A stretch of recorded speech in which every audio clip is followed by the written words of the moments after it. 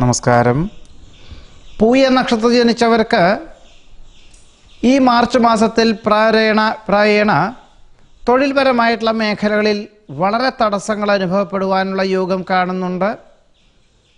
മാസത്തിൻ്റെ ആദ്യത്തെ പകുതിയിൽ വാഹനം ഉപയോഗിക്കുന്നതും പണം കൈകാര്യം ചെയ്യുന്നതും വളരെ സൂക്ഷിക്കേണ്ടതാണ്. പൊതുവെ പറയുക, അഗ്നി, ആയുധം, ധനം, വാഹനം എന്നിവ കൈകാര്യം ചെയ്യുമ്പോൾ വളരെ സൂക്ഷ്മതയും ശ്രദ്ധയും വേണ്ടതാണ്. പിതാവിന് പലപ്പോഴും അസുഖം വർദ്ധിക്കുന്നതിനാൽ പല ദിവസങ്ങളിലും ഉദ്യോഗസ്ഥ സ്ഥലത്തു നിന്നും നേരത്തെ വരുവാനോ 1-2 ദിവസം അവധിയെടുക്കേണ്ടതായ സാഹചര്യങ്ങളോ മാസത്തിൻ്റെ ആദ്യത്തെ പകുതിയിൽ വേണ്ടി വരുവാനിടയുണ്ട്. കരാറ് ജോലികൾ ഒപ്പുവയ്ക്കുന്നതും പദ്ധതികൾ സമർപ്പിക്കുന്നതും ഒക്കെ തന്നെ പല വിധത്തിലുള്ള വിഭ്രാന്തികൾ കാരണം പലപ്പോഴും കണക്കുകൂട്ടലുകളെല്ലാം പിഴ വരുവാനും അബദ്ധമായി തീരുവാനും ഇടയുള്ളതിനാൽ ഈ മാർച്ച് മാസത്തിൻ്റെ പകുതി വരെ ഈ പൂയ നക്ഷത്രക്കാർ എല്ലാ കാര്യങ്ങളിലും വളരെ ശ്രദ്ധയും സൂക്ഷ്മതയും വേണ്ടതാണ്. ഈ ഒരു പരിധിയിലധികം ഊഹക്കച്ചവടം നടത്തുന്നതൊക്കെ അബദ്ധമായി തീരും. സ്വന്തം ചുമതലകൾ മറ്റൊരാളെ ഏൽപ്പിക്കുന്നതോ അന്യരുടെ കാര്യങ്ങളിലാണ് ആവശ്യമായി ഇടപെടുന്നതൊക്കെ തന്നെ മാർച്ച് മാസത്തിൻ്റെ പകുതി വരെ അരുതാത്തതാണ് എന്നുകൂടി പറയുന്നു.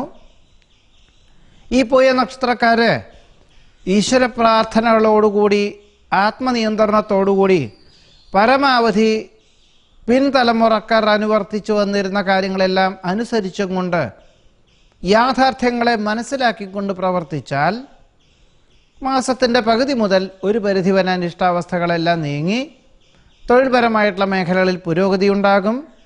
പരീക്ഷയിൽ വളരെ ശ്രദ്ധയോടുകൂടി അവലംബിക്കുന്നതും അവതരിപ്പിക്കുന്നതും ഗുണകരമായി തീരുവാനും പരിഭ്രമമൊന്നുമില്ലാതെ അവലംബിക്കുന്നത് ഗുണകരമായി തീരുവാനും ഇടയുണ്ട്. മുടങ്ങിക്കിടക്കുന്ന പല കർമ്മപദ്ധതികളും പുനരുദ്ധാരണമായിട്ടുള്ള നിലയിൽ അവലംബിക്കുവാനുള്ള അവസരമുണ്ടായിത്തീരും. ഉദ്യോഗത്തിൽ സ്ഥാനക്കയറ്റത്തിന് യോഗമുണ്ട്. ജാഗ്രതയോടുകൂടി പ്രവർത്തിക്കുവാനുള്ള അവസരമുണ്ടായിത്തീരും.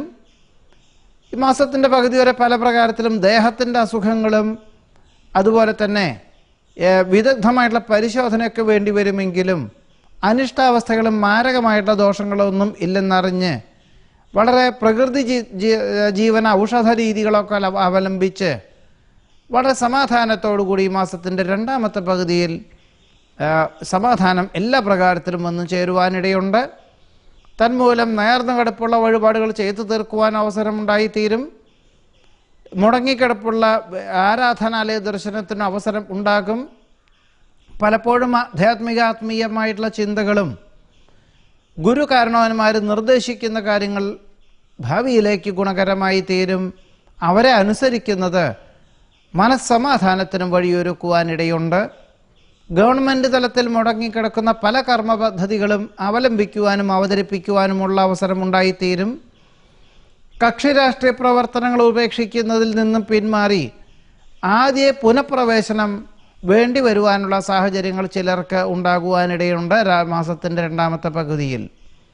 ഏതു വിധത്തിലും പൂയ നക്ഷത്രക്കാർ ഈ മാസത്തിൽ വളരെ ഈശ്വര പ്രാർത്ഥനകളോടുകൂടി ജീവിത യാഥാർത്ഥ്യങ്ങളെ മനസ്സിലാക്കി തന്മയത്വത്തോടുകൂടിയതായിട്ടുള്ള സമീപനം നിർബന്ധമായിട്ടും വേണ്ടതാണ് എന്നതാണ് ശ്രദ്ധിക്കേണ്ടത്, സൂക്ഷിക്കേണ്ടത്.